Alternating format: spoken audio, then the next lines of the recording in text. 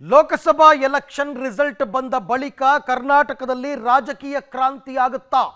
ಈ ರೀತಿಯಾದಂತಹ ದೊಡ್ಡ ಬೆಳವಣಿಗೆ ನಡೆಯುವ ಸುಳಿವನ್ನ ಇಲ್ಲೊಬ್ಬ ಗಣ್ಯ ವ್ಯಕ್ತಿ ಕೊಟ್ಟಿದ್ದಾರೆ. ಯಾರದು, ಏನು ಹೇಳಿದ್ದಾರೆ?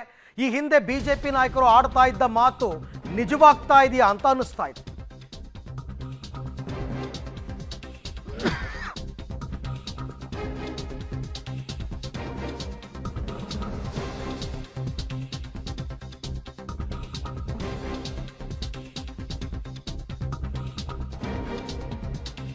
ಬಳಿಕ ಕರ್ನಾಟಕದಲ್ಲಿ ರಾಜಕೀಯ ಕ್ರಾಂತಿ ಆಗುತ್ತಾ? ಮಹಾರಾಷ್ಟ್ರ ಮಾದರಿಯಲ್ಲಿ ಮಹಾರಾಷ್ಟ್ರದಲ್ಲಿ ಏನು ನಡೀತು ಅಂತಕ್ಕಂಥದ್ದು ನಿಮ್ಗೆ ಗೊತ್ತೇ ಇದೆ. ಮಹಾಗಠಬಂಧನ್ ಸರ್ಕಾರ ಇತ್ತು, ಅದನ್ನು ಬೀಳಿಸಿ ಮತ್ತೆ ಬಿಜೆಪಿ ಮತ್ತು ಶಿವಸೇನೆ ಸರ್ಕಾರ ಅಧಿಕಾರಕ್ಕೆ ಬಂತು, ಒಂದು ಬಣ. ಸೊ ಈಗಲೂ ಕೂಡ ಕರ್ನಾಟಕದಲ್ಲಿ ಆ ರೀತಿ ಆಗುತ್ತಾ? ಎಕ್ಸ್ಕ್ಲೂಸಿವ್ಗಳ ಹೆಡ್ ಆಫೀಸ್ ಪಬ್ಲಿಕ್ ಟಿವಿಯಲ್ಲಿ ಅತಿ ದೊಡ್ಡ ಬ್ರೇಕಿಂಗ್ ಸುದ್ದಿ ಇದು. ಲೋಕಸಭಾ ಚುನಾವಣೆಯ ನಂತರ ರಾಜ್ಯ ರಾಜಕೀಯದಲ್ಲಿ ವಿಪ್ಲವಗಳಾಗುತ್ತಾ, ಬದಲಾವಣೆಗಳಾಗುತ್ತಾ, ಕಾಂಗ್ರೆಸ್ ಸರ್ಕಾರ ಪತನವಾಗುತ್ತಾ ಅನ್ನುವಂತಹ ಪ್ರಶ್ನೆ.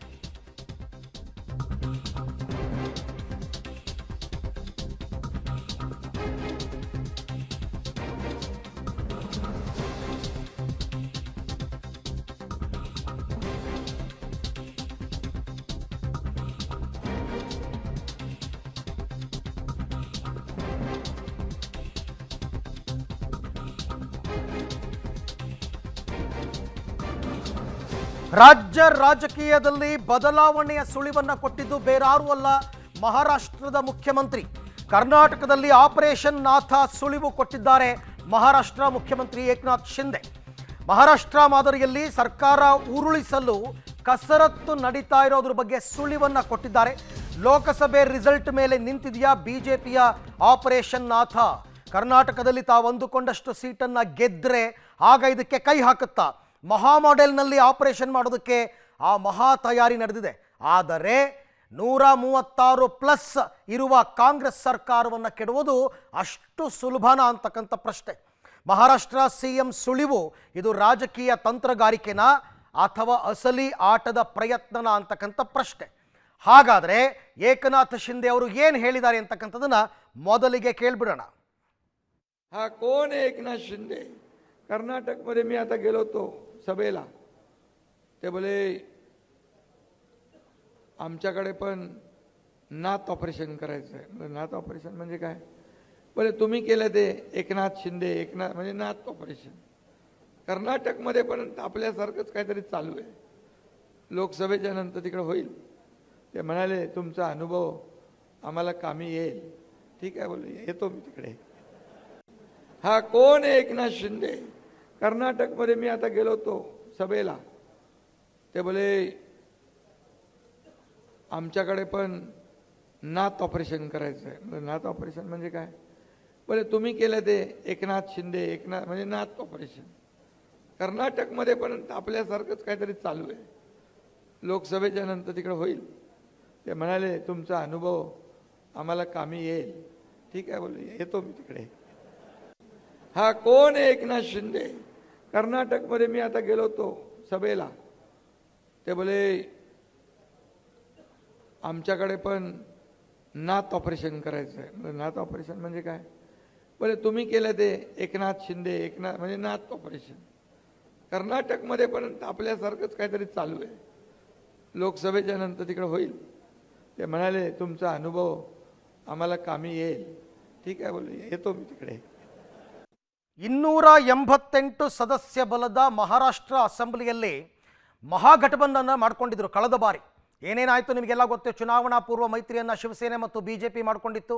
ರಿಸಲ್ಟ್ ಬಂದ ಮೇಲೆ ನಮಗೆ ಮುಖ್ಯಮಂತ್ರಿ ಬಿಟ್ಕೊಡಿ ಅಂತ ಶಿವಸೇನೆ ಕೇಳ್ತು, ಬಿಜೆಪಿ ಒಪ್ಪಲಿಲ್ಲ. ಆಗ ಶಿವಸೇನೆ NCP ಕಾಂಗ್ರೆಸ್ ಸೇರಿಕೊಂಡು ಮಹಾಗಠಬಂಧನ್ ಸರ್ಕಾರವನ್ನು ರಚನೆ ಮಾಡಿದ್ರು. ಅದಾದ ನಂತರ ಏಕನಾಥ್ ಶಿಂದೆ ಬಣ ಅಲ್ಲಿಂದ ಒಂದು ದೊಡ್ಡ ತಂಡವಾಗಿ ಒಡ್ಕೊಂಡು ಈಚೆ ಬರುತ್ತೆ. ಈಗಲೂ ಕೂಡ ಶಿವಸೇನೆಯಲ್ಲಿ 2 ಬಣಗಳಿದೆ, ಒಂದು ಏಕನಾಥ್ ಶಿಂದೆ ಬಣ, ಮತ್ತೊಂದು ಠಾಕ್ರೆ ಬಣ. ಹಾಗಾಗಿ ಆ ರೀತಿ ಸರ್ಕಾರವನ್ನು ಹೆಂಗೆ ಬೀಳಿಸಿ ಆ ಮಹಾಗಠಬಂಧನ್ ಸರ್ಕಾರವನ್ನು ಬಿಜೆಪಿ ಮತ್ತು ಏಕನಾಥ್ ಶಿಂದೆ ಬಣ ಹೇಗೆ ಸರ್ಕಾರ ರಚನೆ ಮಾಡಿತು, ಅದೇ ರೀತಿಯಾದಂತಹ ಕೆಲಸ ಕರ್ನಾಟಕದಲ್ಲಿ ಆಗಬೇಕು, ನಿಮ್ಮ ಅನುಭವ ನಮಗೆ ಬೇಕು ಅಂತ ಇಲ್ಲಿ ಕೇಳ್ಕೊಂಡಿದ್ದಾರಂತೆ.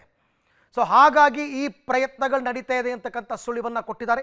ಈ ಬಗ್ಗೆ ಮತ್ತಷ್ಟು ಮಾಹಿತಿ ನನ್ನ ಕೊಲೀಗ್ ರವೀಶ್ ಅವರಿಂದ ಪಡ್ಕೊಳ್ಳೋಣ. ರವೀಶ್, ಏಕನಾಥ್ ಶಿಂಧೆ ಅವರ ಈ ಹೇಳಿಕೆ, ಮಹಾರಾಷ್ಟ್ರದ ಸಿಚುವೇಶನ್ನೇ ಬೇರೆ ಇತ್ತು, ಕರ್ನಾಟಕದಲ್ಲಿ ಸಾಲಿಡ್ ಮೆಜಾರಿಟಿ ಇರತಕ್ಕಂಥ ಕಾಂಗ್ರೆಸ್ ಗೌರ್ನಮೆಂಟ್ ಇದೆ, ಇದು ನಿಜಕ್ಕೂ ಸಾಧ್ಯನಾ ಅಥವಾ ಈ ಹೇಳಿಕೆ ಬೇರೆ ಏನಾದರೂ ಉದ್ದೇಶಕ್ಕೆ ಕೊಟ್ಟಿರೋದಿರಬಹುದಾ ಅಂತ? ಅರವಿಂದ್, ಖಂಡಿತವಾಗಿಯೂ ಕೂಡ. ಯಾಕೆಂದರೆ ಇಷ್ಟು ದಿನ ಕುಮಾರಸ್ವಾಮಿಯವರಾಗಿರ್ಬೋದು ಮತ್ತು ಕೆಲ BJP ನಾಯಕರು ಸರ್ಕಾರದ ಪತನದ ಬಗ್ಗೆ ಮಾತನಾಡ್ತಾ ಇದ್ರು. ನೋಡ್ತಾ ಇರಿ, ಲೋಕಸಭಾ ಚುನಾವಣೆ ಆಗಲಿ, ಈ ರೀತಿಯ ಹೇಳಿಕೆಗಳನ್ನು ಕೊಡ್ತಾ ಇದ್ರು. ಅದಕ್ಕೆ ಪುಷ್ಟಿ ನೀಡುವಂತೆ ಈಗ ಮಹಾರಾಷ್ಟ್ರದ CM ಕೂಡ ಅದೇ ಹೇಳಿಕೆಯನ್ನು ಒಂದು ರೀತಿಯಲ್ಲಿ ಪುಷ್ಟೀಕರಿಸುವಂತೆ ಮಾತನಾಡಿದ್ದಾರೆ. ಅಂದರೆ ಎಲ್ಲೋ ಒಂದು ಕಡೆ ನಾಥ ಆಪರೇಷನ್ ಆಗಬೇಕಾಗಿದೆ ಅಂದಂಥ ಸಂದರ್ಭದಲ್ಲಿ ಮಹಾರಾಷ್ಟ್ರ ಮಾಡೆಲ್ ಏನಿತ್ತು ಅದ್ರ ಬಗ್ಗೆ ಪ್ರಶ್ನೆ ಮಾಡಿದರು, ಅದ್ರ ಬಗ್ಗೆ ಒಂದು ರೀತಿಯಲ್ಲಿ ಸಹಾಯ ಕೇಳಿದ್ದಾರೆ ಅನ್ನೋ ಮಾತುಗಳೇನಿದೆ, ಇದು ನಿಜಕ್ಕೂ ಕೂಡ ಪಕ್ಷದ ಒಳಗಡೆ ಅಂದರೆ BJP ಹೈಕಮಾಂಡ್ ಒಳಗಡೆ ನಡೆದಿರ್ತಕ್ಕಂಥ ಒಂದು ಪ್ರಯತ್ನದ ಭಾಗವೋ ಅಥವಾ ರಾಜಕೀಯ ಕಾರಣಗಳಿಗೋಸ್ಕರವಾಗಿ ಬೇರೆ ಬೇರೆ ತಂತ್ರಗಾರಿಕೆಗಳನ್ನು ಮೆರಿಬೇಕು ಅನ್ನೋ ಕಾರಣಗಳಿಗೋಸ್ಕರವಾಗಿ ಒಂದು ಕಾರ್ಡನ್ನು ಪ್ಲೇ ಮಾಡಿದ್ದು ಅನ್ನೋದ್ರ ಬಗ್ಗೆ ಕೂಡ ಸ್ಪಷ್ಟತೆ ಇಲ್ಲ. ಆದರೆ ರಾಜ್ಯ ನಾಯಕರು ಮತ್ತು ಕುಮಾರಸ್ವಾಮಿ ಏನು ಮಾತನಾಡ್ತಾ ಇದ್ರು ಅದಕ್ಕೆ ಪುಷ್ಟಿ ನೀಡುವಂಥ ಒಂದು ಸುಳಿವನ್ನು ಕೊಟ್ಟಿರ್ತಕ್ಕಂಥದ್ದಂತೂ ಸತ್ಯ ಅಂತ ಹೇಳ್ಬೋದಾಗಿದೆ. ಆದರೆ ಕರ್ನಾಟಕ ರಾಜಕಾರಣಕ್ಕೂ ಮತ್ತು ಮಹಾರಾಷ್ಟ್ರ ರಾಜಕಾರಣಕ್ಕೂ ಸಾಕಷ್ಟು ವ್ಯತ್ಯಾಸಗಳಿದೆ. ಯಾಕೆಂದರೆ ಇಲ್ಲಿ JDS ಮತ್ತು BJP ಇಬ್ಬರೂ ಸೇರಿದ್ರು ಕೂಡ 65 ಪ್ಲಸ್ ಆ ಒಂದು 19 ಏನಿದೆ ಎಲ್ಲೋ 84ಕ್ಕೆ ಬಂದು ನಿಲ್ತಾರೆ. ಕನಿಷ್ಠ ಇನ್ನೂ ಕೂಡ 16 ಪ್ಲಸ್ 13 ಬೇಕಾಗತ್ತೆ. ಹಾಗಾಗಿ ಆ ಒಂದು 29ರ ಆ ಒಂದು 30 ಸೀಟುಗಳು ಅಗತ್ಯತೆ ಇರುತ್ತೆ. ಅಷ್ಟನ್ನು ಆಪರೇಷನ್ ಮಾಡೋಕ್ಕೆ ಸಾಧ್ಯನಾ ಅನ್ನೋದೇ ಬಹುದೊಡ್ಡ ಪ್ರಶ್ನೆ. ಜೊತೆಗೆ ಮಹಾರಾಷ್ಟ್ರದಲ್ಲಾಗದಂಥ ನಾಯಕತ್ವ ವಿಚಾರದಲ್ಲಾದಂಥ ದೊಡ್ಡ ಮಟ್ಟದ ಭಿನ್ನಾಭಿಪ್ರಾಯಗಳು ಸೃಷ್ಟಿಯಾಗುತ್ತೆ ಅನ್ನೋದು ಇವ್ರಿಗೇನಾದರೂ ಗೊತ್ತಾಗಿದೆಯೋ ಅಥವಾ ಸೃಷ್ಟಿ ಮಾಡ್ಬೋದು ಅಂತ ಏನಾದರೂ ಇವ್ರಿಗೆ ಅನಿಸಿದೆಯೋ ಅದ್ರ ಬಗ್ಗೆ ಸ್ಪಷ್ಟತೆ ಇಲ್ಲ. ಇದೆಲ್ಲವೂ ಕೂಡ ಲೋಕಸಭಾ ರಿಸಲ್ಟ್ ಮೇಲೆ ನಿಂತಿದೆ ಅನ್ನೋ ಮಾತುಗಳನ್ನು ಅವರ ಪಕ್ಷದೊಳಗಡೆ ಹೇಳ್ತಾರೆ. ಲೋಕಸಭಾ ರಿಸಲ್ಟ್ ಏನಾದರೂ ಹೆಚ್ಚು ಕಡಿಮೆ ಆದಂಥ ಸಂದರ್ಭದಲ್ಲೂ ಕೂಡ ಕರ್ನಾಟಕದ ರಾಜಕಾರಣದ ಮೇಲೆ ಇಂಪ್ಯಾಕ್ಟ್ ಆಗ್ಬೋದು ಅಂತ. ಅಂದರೆ ಕೇವಲ ಕರ್ನಾಟಕದ ಸೀಟು ಅಷ್ಟೇ ಅಲ್ಲ, ಅಂದರೆ ಕೇಂದ್ರದಲ್ಲಿ ಯಾರು ಅಧಿಕಾರ ಇಡ್ತಾರೆ, ಎಷ್ಟರ ಮಟ್ಟಿಗೆ ಅಧಿಕಾರ ಹಿಡಿತಾರೆ ಅನ್ನೋದ್ರ ಆಧಾರದ ಮೇಲೆ ಈ ಆಪರೇಷನ್ ನಾಥ ನಿಂತಿದೆ ಅನ್ನೋದ್ರ ಬಗ್ಗೆ ಕೂಡ ಮಾತನಾಡ್ತಾರೆ. ಹಾಗಾಗಿ ಮಹಾರಾಷ್ಟ್ರಕ್ಕೆ ಹೋಲಿಸ್ಕೊಂಡಂಥ ಸಂದರ್ಭದಲ್ಲಿ ಕರ್ನಾಟಕದ ಆಪರೇಷನ್ ಅಷ್ಟು ಈಸಿ ಅಲ್ಲ ಅನ್ನೋದು ಸದ್ಯದ ಮಟ್ಟಿಗೆ ಗೊತ್ತಾಗುತ್ತೆ. ಹಾಗಾಗಿ ರಾಜಕಾರಣದಲ್ಲಿ ಏನು ಬೇಕಾದರೂ ಆಗ್ಬೋದು, ಕ್ಷಣ ಕ್ಷಣಕ್ಕೂ ಕೂಡ ಬದಲಾವಣೆ ಆಗುತ್ತೆ. ಹಾಗಾಗಿ ಆಗೋದೇ ಇಲ್ಲ ಅಂತಲೂ ಹೇಳೋದಕ್ಕೆ ಬರೋದಿಲ್ಲ, ಆಗುತ್ತೆ ಅಂತಲೂ ಕೂಡ ಸದ್ಯಕ್ಕೆ ಹೇಳೋದಕ್ಕೆ ಬರೋದಿಲ್ಲ.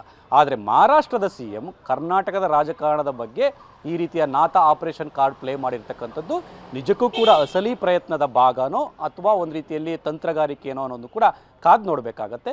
ಎಲ್ಲದಕ್ಕೂ ಕೂಡ ಆ ಒಂದು ಜೂನ್ 2ನೇ ವಾರದ ಬಳಿಕ ಸ್ಪಷ್ಟವಾಗುವಂಥ ಚಾನ್ಸಸ್ ಜಾಸ್ತಿ ಇರುತ್ತೆ. ಓಕೆ ರವೀಶ್, ಥ್ಯಾಂಕ್ ಯು, ತಮ್ಮೆಲ್ಲ ಮಾಹಿತಿಗೆ ಧನ್ಯವಾದ. ಈ ಹಿಂದೆ ಈಶ್ವರಪ್ಪ, ಕುಮಾರಸ್ವಾಮಿ ಅವರೆಲ್ಲ ಹೇಳಿದರು ಕರ್ನಾಟಕದಲ್ಲೂ ಒಬ್ಬ ಏಕನಾಥ್ ಶಿಂದೆ ಹುಟ್ಟುಕೋತಾರೆ ಕಾಂಗ್ರೆಸ್ನಲ್ಲಿ ಅಂತ. ಈಗ ಏಕನಾಥ್ ಶಿಂದೆ ಅವರೇ ಸುಳಿವನ್ನು ಕೊಟ್ಟಿದ್ದಾರೆ, ಆ ರೀತಿ ಪ್ರಯತ್ನಗಳಾಗ್ತಾ ಇದೆ ಅಂತಕ್ಕಂಥದ್ದನ್ನು.